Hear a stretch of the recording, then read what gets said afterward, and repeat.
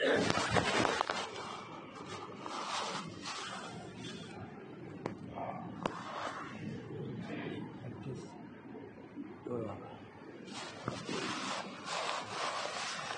لله نحمده ونستعينه ونستغفره ونتوب إليه ونعوذ بالله من شرور أنفسنا ومن سيئات أعمالنا من يهده الله فلا مضل له ومن يضلل فلن تجد له وليا مرشدا وأشهد أن لا إله إلا الله وحده لا شريك له وأشهد أن سيدنا ومولانا محمدا عبده ورسوله صلى الله تعالى عليه وعلى آله وأصحابه وبارك وسلم تسليما كثيرا. أما بعد فقد قال الله تبارك وتعالى: للرجال نصيب مما ترك الوالدان والأقربون وللنساء نصيب مما ترك الوالدان والأقربون مما قل منه أو كثر نصيبا مفروضا. میرے محترم بھائیوں، بزرگوں، عزیز نوجوانوں، اللہ تبارک و تعالیٰ نے اپنے آخری پیغمبر سید الانبیاء محمد رسول اللہ صلی اللہ تعالی علیہ وسلم کے ذریعے ہم تک ایک پاکیزہ شریعت بھیجی ہے، یعنی زندگی گزارنے ایک مکمل دستور اللہ تبارک و تعالیٰ نے میرے آپ کے لیے، اللہ نے اپنے رسول صلی اللہ علیہ وسلم کے ذریعے بھیجا ہے. اگر ہم اس پوری شریعت کو اپنے اوپر جاری و ساری کرتے ہیں، اپنے گھر میں اسے جاری کرتے ہیں، اپنے محلے میں، اپنی بستی میں، اپنے معاشرے میں، تو اس کا اثر یہ ہوگا کہ خود بخود اللہ کی شریعت پوری دنیا میں جاری و ساری ہو جائے گی. اللہ کی اطاعت و فرمانبرداری کا عام چال چلن ہوگا. آپ حضرات کو معلوم ہی ہے کہ آدمی جب زندگی گزارتا ہے اسے اگر شریعت کے مطابق گزارنی ہے تو اس شریعت کے، اس دین کے مختلف شعبے ہیں، مختلف حصے ہیں. ایک درخت ہوتا ہے، اس کی الگ الگ شاخیں ہوتی ہیں. ایک خیمہ بنایا جاتا ہے، گاڑا جاتا ہے، تو اس کے الگ الگ چوبیں اور لکڑیاں ہوتی ہیں، پھر اس پر تنابیں ہوتی ہیں، کپڑا لگایا جاتا ہے. ایک گھر ہوتا ہے، اس کی بنیادیں ہوتی ہیں. اسی طرح عقائد اور ایمانیات، معاشرت، آپسی رہن سہن، سماج، سوسائٹی، آپس کا لین دین، آپس کے معاملات، چاہے اپنوں سے ہو، چاہے رشتہ داروں سے، چاہے رشتہ داروں کے علاوہ سے ہو، چاہے ایمان والوں کے ساتھ ہو، چاہے بے ایمانوں کے ساتھ ہو، لین دین اور معاملات. اسی طرح اخلاق، کردار، کیریکٹر آدمی کا اپنا، یہ دین کے مختلف شعبے ہیں. قرآن پاک نے بھی اس کو جگہ جگہ بیان کیا ہے، اور نبی کریم صلی اللہ علیہ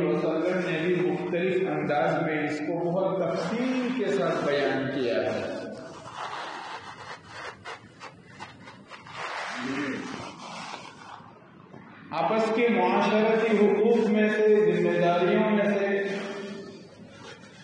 آدمی ایک دوسرے کے ساتھ نکاح کے ذریعے جڑتا ہے اور پھر اس کے ساتھ شریعت کے احکام لاگو ہوتے ہیں. نکاح ہے، طلاق ہے، خلا ہے، اور پھر اولاد ہوتی ہے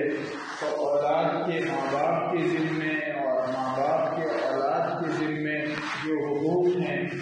وہ سب ہیں. زندوں کے الگ ہے، مرنے والوں کے الگ ہیں. اگر آدمی یہ ساری چیزیں نبھاتا ہے تو پھر وہ معاشرت کے حقوق ادا کرنے والا بنتا ہے. جیسے عبادتیں ہیں، عبادتوں میں نماز ہے، روزہ ہے، زکوٰۃ ہے، حج ہے، نفلی عبادتیں ہیں، فرض عبادتیں ہیں. یہ سارے کے سارے پہلو اگر ادا کرتا ہے تو وہ عبادت کے پہلو میں، عبادت کے شعبے میں وہ پختہ بنتا ہے، اچھا بنتا ہے. ماشاء اللہ ہم یہ سب سمجھتے ہیں کہ یہ عبادت ہے، یہ اخلاقیات ہے، یہ معاملات ہے، یہ معاشرت ہے. ان میں سے بہت ساری چیزوں پر ہمارا عمل ہوتا ہے، بہت سارے اعمال ہم کرتے ہیں اور بہت ساری چیزیں، بہت سارے اعمال ہم سے چھوٹ جاتے ہیں. کبھی علم نہ ہونے کی وجہ سے اور کبھی اس لیے چھوٹ جاتے ہیں کہ ہم نفس اور شیطان کے بہکاوے میں آ جاتے ہیں. انہی میں سے کچھ حقوق ایسے ہیں جن کا تعلق میراث سے ہے، مرنے والے کی جائیداد سے ہے. اس کو ہم بار بار اس لیے بیان کرتے ہیں کہ جیسے دیکھا جاتا ہے اور گاؤں کے اہل علم بتاتے بھی ہیں کہ الحمدللہ ہمارے یہاں بستی میں ایک کافی مدت سے لوگ اس کی طرف اچھے متوجہ ہیں اور بہت سارے خاندان ایسے ہیں، بہت سارے لوگ ایسے ہیں کہ مرنے والا چلا گیا اور اس کی اولاد نے اچھے طریقے سے میراث کو تقسیم کیا، ہر ایک کو اس کے حق دیے اور کسی کو محروم نہیں کیا گیا. تو یہ بہت اچھی بات ہے. وَذَكِّرْ فَإِنَّ الذِّكْرَ تَنفَعُ الْمُؤْمِنِينَ. اس لیے باہم مذاکرہ کرتے رہنا چاہیے، بار بار بات کہتے رہنا چاہیے تاکہ کہنے والے کو بھی اس کا فائدہ پہنچے اور سننے والوں کو بھی اس کا فائدہ پہنچے اور ایک میراث کی تقسیم کا عمومی ماحول بنے. اور کوتاہیاں جو کچھ بھی ہو رہی ہے ہم ان کوتاہیوں کو، کمیاں جو کچھ بھی ہے ہم ان کمیوں کو دور کریں.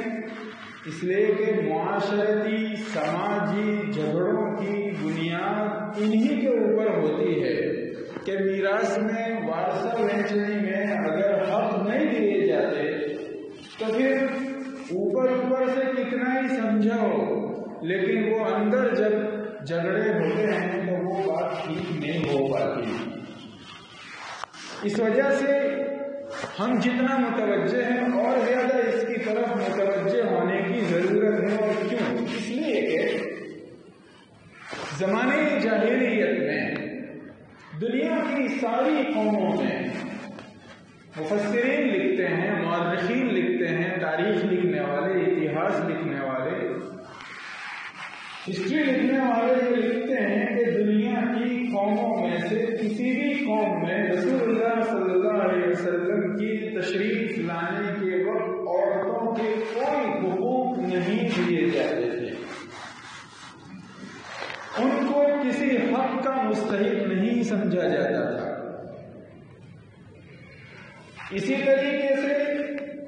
یتیموں کو کچھ بھی نہیں دیا جاتا تھا،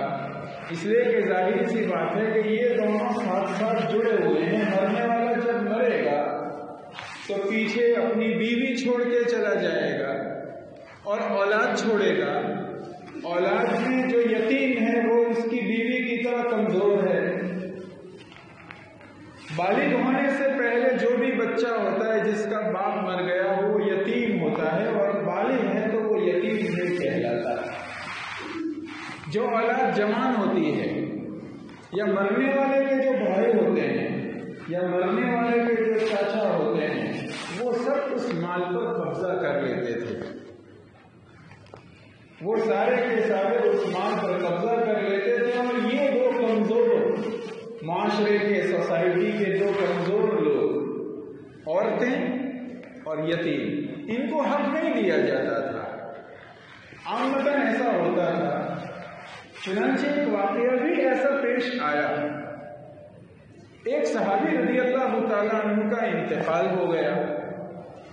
انہوں نے اپنے پیچھے ایک بیوی چھوڑی، 2 بچیاں چھوڑی اور ایک بچہ چھوڑا۔ بیوی کے ساتھ جو بچیاں تھیں وہ بڑی تھیں اور جو لڑکا تھا وہ یتیم تھا، یعنی وہ ابھی نابالغ تھا۔ مرنے والے کا جو چچیرا بھائی تھا، کاکا بھائی، پترائے بھائی، وہ آیا اور جو کچھ بھی جائیداد تھی اس سب پر اس نے قبضہ کر لیا کہ یہ تو ہمارا ہے۔ مرنے والے کی بیوی کو بھی محروم کر دیا اور اس کی 3 اولاد کو بھی اس نے محروم کر دیا۔ یہ حدیث شریف میں موجود ہے واقعہ۔ اس آیت کی تفسیر کرتے ہوئے حضرات مفسرین اس آیت کو اللہ تعالیٰ نے کیوں نازل کیا اس کو بیان کرتے ہوئے اس واقعے کو بیان کرتے ہیں۔ یہ زمانے جاہلیت ہے، 2 گھڑی سوچنے کا موقع ہے کہ آج بھی اگر ہم ایسا ہی کرتے ہیں جیسا کہ اس واقعے میں بیان کیا ہے تو 1450 سال شریعت کے آ جانے کے بعد بھی آج بھی ہم اگر ایک کام نہیں کرتے تو جاہلیت میں ہی جی رہے ہیں۔ چاہے ہم نماز پڑھتے ہوں، چاہے ہم عبادت میں بہت اچھے ہوں، چاہے ہم دوسرے اخلاق میں بڑے اچھے ہوں، مگر ہم بھی اگر ایسے ہی قبضہ کر لیتے ہیں تو ہم جاہل ہیں، چاہے ہم اپنے آپ کو سمجھیں یا نہ سمجھیں۔ اس لیے کہ یہ سارے دین کے شعبے ایک صحابی ہیں، اللہ کے رسول صلی اللہ علیہ وسلم کے پاس ان کا واقعہ پہنچتا ہے، اور وہ یہ کہ انہوں نے کسی اور صحابی کو تو میں ہو جانے پر، لڑائی ہو جانے پر یبن السودا یہ کہہ دیا، او کالی عورت کے بیٹے۔ کالا اور گورا ہونے سے اسلام میں کسی کی حیثیت پر کچھ فرق نہیں پڑتا، تقوی سے فرق پڑتا ہے، ایمان سے فرق پڑتا ہے۔ ان کو بہت برا لگا، وہ اللہ کے رسول کے پاس پہنچ گئے اور کہا مجھے کالی عورت کا بیٹا فلاں نے کہا۔ اللہ کے رسول نے ان کو بلائے اور ڈانٹ کر کہا فیک جاہلیہ، تم ایمان لے آئے اور اتنے دن گزر گئے لیکن ابھی تم میں جاہلیت ہے، ابھی تم جاہل ہو، اتنے حصے میں تم میں جاہلیت کی خوب وہ باقی ہے۔ تو انہوں نے کہا یا رسول اللہ ایمان لے آنے، اتنے دن گزر جانے، عمل کی راہ پر لگ جانے، ان کا مفہوم تھا ان کی بات کا، عمل کی راہ پر لگ جانے، اللہ کے راہ میں، اللہ کے راستے میں نکلنے، اللہ کے راستے میں یعنی جہاد میں نکلنے کے بعد بھی مجھ میں جاہلیت ہے۔ اللہ کے رسول نے کہا ہاں اس کے بعد بھی ابھی تم میں جاہلیت ہے، اس لیے کہ جاہلیت میں نیچے دکھانے کے لیے گورے کالے کا جو فرق کیا جاتا تھا وہ بدبو ابھی بھی تم میں ہے۔ وہ تو صحابی تھے، سن کر تو ادھر ادھر نہیں ہو جاتے تھے، فوراً ان کے پاس گئے، زمین پر لیٹ گئے اور ان سے یہ کہا کہ میں نے تم کو کالی ماں کا بیٹا کہا، رسول اللہ نے مجھے ڈانٹا ہے، میرے چہرے پر اپنا پاؤں رکھو تاکہ میرے اندر نفس کو یہ پتہ چلے کہ میں کون ہوں اور تم کون۔ چنانچہ انہوں نے منع کیا نہیں، آپ اچھے بڑے صحابی ہیں، بڑے گھر کے تھے، میں ایسا نہیں کر سکتا۔ کہا نہیں، مجھے اسی وقت تسکین ہو گیا، آپ میرے چہرے پر پیر رکھ دو۔ انہوں نے پیر رکھا، تب جا کر اس کو اطمینان ہوا۔ اس لیے یہ فرمایا رسول اللہ صلی اللہ علیہ وسلم کے پاس میں یہ کہہ رہا تھا، قصہ آیا، واقعہ پیش آیا کہ ایک ان کی بیوی ہے مرنے والے کی، 2 بچیاں ہیں اور ایک یتیم نابالغ لڑکا ہے، اور چچا نے قبضہ کر لیا، مرنے والے کے چچیرے بھائی نے قبضہ کر لیا۔ تو ان کی مرنے والے کی بیوی نے کہا ان سے اپنے جیب سے یا اپنے دیور سے جو بھی تھا اس سے یہ کہا کہ وہ چچا زاد تھا کہ اگر تم قبضہ کر لیتے ہو ٹھیک ہے، مجھے تو کوئی حرج کی بات نہیں ہے، لیکن میری دونوں بچیوں سے شادی کر لو، یعنی میری دونوں بچیوں میں سے کسی ایک سے شادی کر لو، ایک کی شادی دوسری جگہ کرا دو۔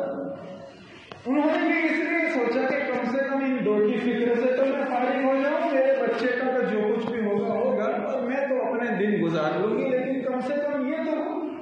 لیکن وہ اس کے لیے بھی تیار نہیں ہوئے، بس صرف مال چاہیے تھا۔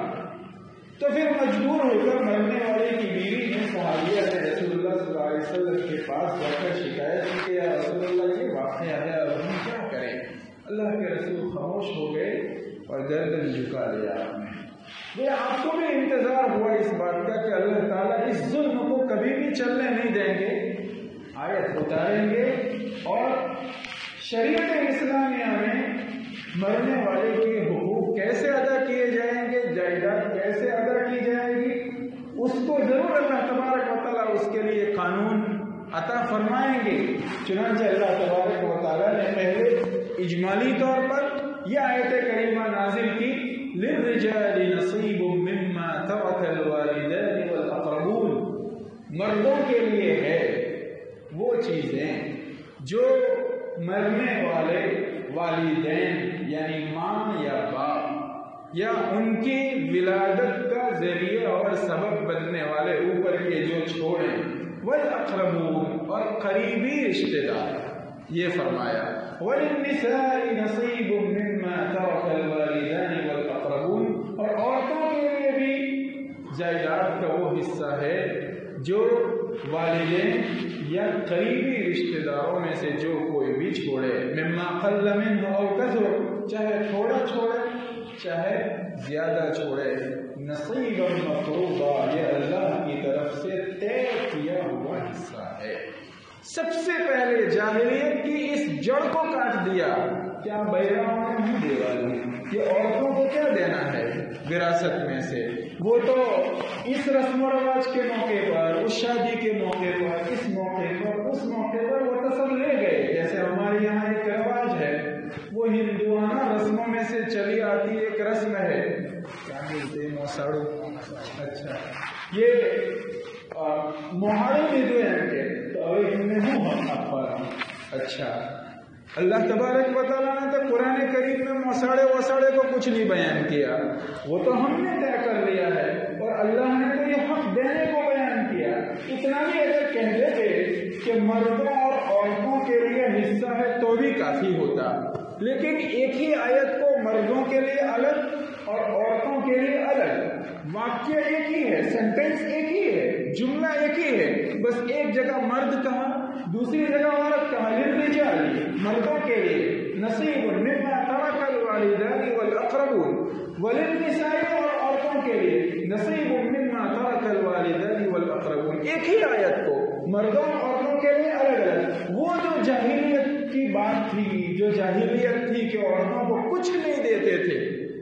مردوں میں سے یتیموں کو کچھ نہیں دیتے تھے، تو یہاں عورتوں کا اور مردوں کا دونوں الگ الگ بیان کر کے عورتوں کے حقوق ادا کرنے کی اہمیت کی طرف متوجہ کیا۔ وآتوا الیتامی والی آیت نازل کر کے یتیموں کے خاص حقوق بیان کیے، اور اس کے بعد پورا ایک رکوع نازل فرمایا، آگے پھر اس کے بعد تفصیل کے ساتھ جس میں جس کا جون سی صورت میں جو حق بنتا تھا اس حق کو الگ الگ بیان کیا۔ کتنی اہمیت ہے اس کی، شریعت میں اس کی کتنی اہمیت ہے، اور فرمایا نصیبا مفروضا۔ نصیبا مفروضا کا مطلب یہ ہے کہ یہ طے ہو گیا، یعنی کسی کے دینے سے کسی کا حق بنتا ہو ایسا نہیں ہے، مرنے والا مر گیا، مرتے ہی اس کی اولاد یا جو بھی اس کے وارث دار بنتے ہیں، چاہے اس کی بیوی ہے، چاہے اس کے لڑکے ہیں، چاہے اس کی لڑکی ہے، اولاد نہ ہونے کی صورت میں جو مختلف شکلیں بنتی ہے، ماں باپ ہے، وہ جائیداد ان کی ہو جاتی ہے، نصیبا مفروضہ طے ہے۔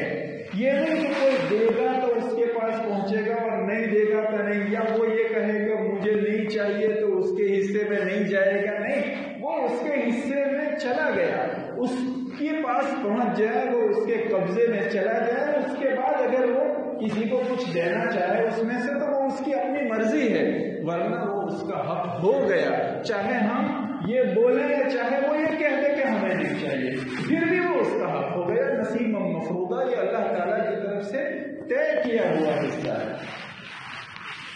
اگر پھر بھی ہم اس میں کوتاہی کرتے ہیں، کمی کرتے ہیں، نہیں دیتے، تو ابھی بھی ہم جاہل ہیں۔ ہمیں یہ بات سوچنی چاہیے، اس لیے کہ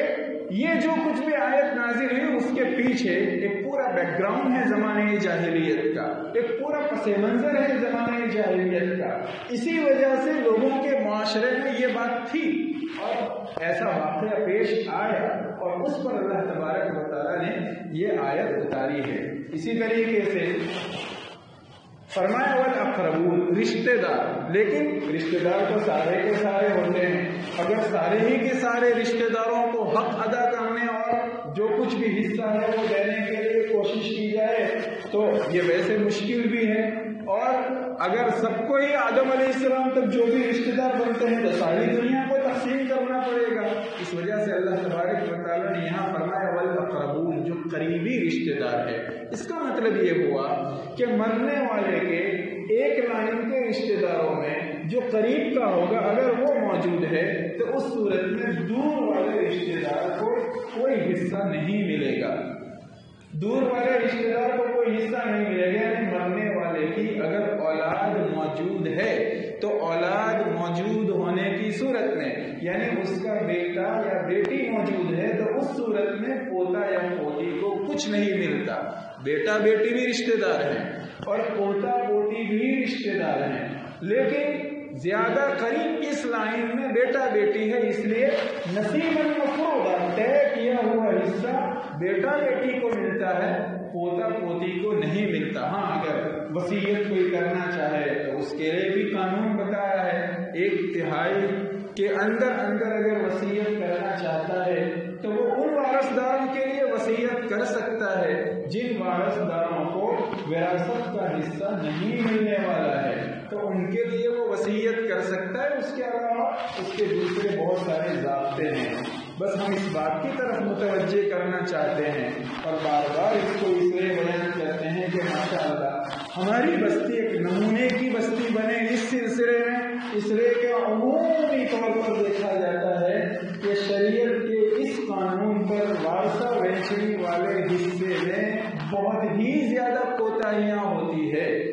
بہت ہی زیادہ اس میں کوتاہیاں ہوتی ہے، اور ہماری بستی میں ماشاءاللہ اب یہ رواج پڑنے لگا ہے، تو ہمیں اور زیادہ اہتمام کرنا چاہیے، کوشش کرنی چاہیے، ابھی سے نیتیں کرنی چاہیے کہ ہم انشاءاللہ شریعت کے اس قانون پر، ضابطے پر ضرور عمل کریں گے۔ جن جن سے کوتاہیاں ہوئی ہے ان کو چاہیے کہ ان کوتاہیوں کو دور کریں، تمام حقداروں کے حقوق کو پہنچا دے، ورنہ حقیقت یہ ہے کہ یہ حقوق العباد سے تعلق رکھنے والی چیز ہے، یعنی یہ بندوں کے ساتھ کے حق ہیں، وہ اللہ تعالیٰ کبھی بھی معاف نہیں کریں گے، وہ تو وہاں حقوق باہم ادا کروائے ہی جائیں گے۔ سچی بات ہے، اگر ہماری زبان میں ہماری بھاشا میں کہیں تو اگر ہم یہ حقوق یہاں ادا کرتے ہیں تو اللہ تبارک و تعالیٰ کے یہاں اللہ کے گھر پہنچنے کے بعد بڑی راحت ہوگی، بڑی آسائش ہوگی، اور اللہ تبارک و تعالیٰ کی جنت انتظار میں ہے۔ اور اگر ہم یہ چوک جاتے ہیں بہت مار پڑنے والی ہے، اس وجہ سے کہ یہ چیزیں معاف ہونے والی ہے نہیں جب تک کہ ان حقوق کو وہاں ادا نہیں کر دیا جائے گا، اور وہاں کی کرنسی پھر یہ زمین اور جائیداد نہیں ہوگی، وہاں کی کرنسی تو عمل صالح ہے۔ اگر ہمارے پاس مقبول عبادتیں ہیں، صالح اعمال ہیں، تو ہمیں وہ دینے پڑیں گے اور پھر وہ وہاں معاف کرانا ہوگا، ورنہ اس کے بغیر معاف ہونے والے۔ اللہ کے رسول نے اس بات کو سمجھانے کے لیے جب یہاں تک کہہ دیا کہ دنیا میں بے سینگ کی بکری کو اگر سینگ والی بکری نے مارا ہوگا تو عدل و انصاف کے مظاہرے کے لیے اس بے سینگ کی بکری کو سینگ دیے جائیں گے اور کہا جائے گا کہ اس کو ایک سینگ مار لیں،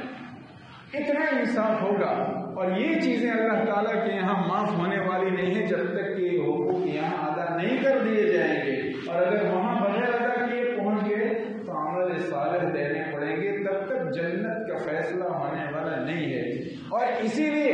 اس کی کی طرف متوجہ ہونا چاہیے کہ ہمارے معاشرے میں ہم جو میں بار بار متوجہ اس لیے کرتا ہوں کہ جو تجارتیں کرتے ہیں، جو ویپار کرتے ہیں، دھندا روزگار ہوتا ہے، پہلے سہیارہ ہوتا ہے، سب کا مشترک اور اکٹھا ہوتا ہے، پھر بڑی لمبی چوڑی مدت تک اس کو نمٹتے رہتے ہیں، پھر اس کے بعد سب کو الگ کرتے ہیں، کسی کا کچھ طے نہیں تھا، پھر جھگڑے جھگڑے جھگڑے، بھائی بھائی کا دشمن، بھائی اور بہن دشمن، ماں باپ کے ساتھ بھی جھگڑے ہوتے ہیں، آپس میں رنجشیں، پھر کتنا ہی مناؤ یہ چیزیں ٹھیک نہیں ہوتی۔ حالانکہ آدمی یہ سب چیزیں اس لیے کرتا ہے اور حقوق کبھی اس لیے نہیں دیتا کہ بھائی کو دے دوں گا، بہن کو دے دوں گا تو میری اولاد کے حصے میں کیا آئے گا، ایسا سوچتے ہیں۔ اولاد کے حصے میں اللہ تعالیٰ نے جو کچھ لکھا ہے وہ ضرور آنے والا ہے۔ اگر ہم اپنی اولاد کی دنیا بنانے کے لیے اپنی آخرت کو برباد کرتے ہیں تو پھر ہم جاہل تو تھے ہی، بے وقوف بھی ہیں۔ ہم سے زیادہ بڑا بے وقوف پھر نہیں کہ ہم نے اپنی آخرت برباد کر دی اپنی اولاد کی دنیا بنانے کے لیے۔ پھر ایک بات اور بھی سوچنے کی ہے، مال و اسباب ایسی چیز ہے کہ وہ ہمارے بٹور لینے سے، ہمارے دبا لینے سے پھر وہ ہمیشہ ہمیش کے لیے ہمارے پاس ہی رہے گی، یہ بات طے نہیں ہے۔ المال ظل الزائل، یہ تو ڈھلتی چھاؤں ہے، یہ تو ڈھلتا ہوا سایہ ہے، یہ تو کب چلی جائے گی کچھ پتہ نہیں چلے گا۔ آپ خود غور کریں، کوئی تنقید کا ارادہ نہیں ہے، سمجھنے کے لیے بتا رہا ہوں۔ پچھلے 50 سال کا اپنی بستیوں کا اندازہ لگائیے، پچھلے 20 سال کا، 25 سال کا، 30 سال کا اندازہ لگائیے، بہت سارے وہ لوگ جو بڑی مال و دولت والے تھے وہ نیچے آ گئے ہوں گے، بہت سارے ایسے لوگ جن کی کھانے کے بھی ٹھکانے نہیں تھے، اللہ تعالیٰ نے ہم کو اوپر کر دیا ہوگا۔ تلک الایام نداولها بین الناس، جیسے یہ علم کے باب میں ہے، جیسے ایمان کے باب میں ہے، اللہ تبارک و تعالیٰ الٹتے پلٹتے رہتے ہیں۔ جو قدر کرتا ہے دین کی اللہ اس کو نواز دیتے ہیں، جو ناقدری کرتا ہے اللہ اس کو نیچے کر دیتے ہیں۔ دنیا میں کتنی جگہوں پر، کتنے علاقے، کتنے ملک، کتنی بستیاں اور کتنے علاقے ایسے گزرے جہاں کبھی علم کا بہت بول بالا تھا، بہت چرچا تھا، پھر اللہ تبارک و تعالیٰ نے علم کا وہ سفر وہاں سے ختم کر دیا، کہیں اور علم پہنچ گیا، ایمان کہیں اور پہنچ گیا۔ جو لوگ ایسے تھے کہ جنہوں نے نہ جانے کتنی تفسیریں لکھی، کتنی حدیثیں لکھی، تلک الایام نداولها بین الناس، پھر ان کی اولاد میں ایسے حالات بھی آئے کہ ایمان کے لالے پڑ گئے، ایمان بھی ان کے پاس نہیں بچا، ایسے حالات بھی آئے۔ تو یہ تو مال و اسباب ہے۔ آج کوئی مالدار ہے کل غریب ہو جاتا ہے، آج کوئی غریب ہے کل مالدار ہو جاتا ہے۔ اور اتنی بات تو پکی ہے کہ شریعت پر عمل کرنے سے کبھی نقصان نہیں ہوتا۔ جیسے صدقہ کرنے سے ہمیں یہ دکھتا ہے کہ مال کم ہو رہا ہے، صدقہ کرنے سے مال کم نہیں ہوتا، مال بڑھتا ہے۔ اور یہ بات ایسی ہے کہ کسی کی سمجھ میں آنے والی نہیں ہے کہ صدقہ کرنے سے تو جیب میں سے مال جاتا ہے، وہ تو کم ہوا، یہ بڑھتا کیسے ہے؟ اسی لیے اللہ کے رسول صلی اللہ علیہ وسلم نے جن چیزوں پر قسم کھائی ہے انہی میں سے ایک یہ بھی ہے، قسم کھا کر کہا کہ صدقہ کرنے سے مال بڑھتا ہے، کم نہیں ہوتا۔ اب وہ تو جتنا جس کا یقین ہوتا ہے اس کے مطابق اس کو فائدہ حاصل ہوتا ہے۔ اس لیے اللہ کی شریعت پر عمل کرنے سے کبھی بھی کوئی غریب نہیں ہو جاتا، دل میں وسعت پیدا ہو جاتی ہے اور اللہ تبارک و تعالیٰ نواز دیتے ہیں۔ جب حق والوں کو حق دیں گے ان کے دل کی دعائیں ملے گی، رشتے داروں کے ساتھ سلوک کریں گے ان کی دعائیں ملے گی، وہ آدمی کیوں برباد ہوگا؟ اور جب ہم حق ہی نہیں دیں گے تو کتنے دلوں کی آہیں ہم لیں گے، نہ ہم چین سے جی پائیں گے اور نہ ہماری اولاد چین سے جی پائے گی، نہ ہمارے آس پاس والے چین سے جی پائے گے۔ تو ہم عبادتوں میں بھی اچھے بنیں، آپس کے معاملات اور لین دین میں بھی اچھے بنیں، ہمارے اخلاق اور کردار بھی اچھا ہو، ہمارا عقیدہ بھی اچھا ہو، ہماری معاشرت آپسی رہن سہن بھی اچھا ہو۔ ہر ایک یہ ارادہ کرے پختہ کہ ہم انشاءاللہ زندگی میں کبھی بھی میراث کے حقوق میں سے کوئی حق برباد نہیں ہونے دیں گے، سارے حق والوں کو ان کا حق پہنچانے کا اہتمام کریں گے۔ اللہ تعالیٰ مجھے بھی اس کی توفیق و سعادت عطا فرمائے، ہم تمام کو بھی اس کی توفیق و سعادت عطا فرمائے، ہماری بستی کو اس سلسلے میں ایک نمونہ بنائے۔ وآخر دعوانا ان الحمد للہ۔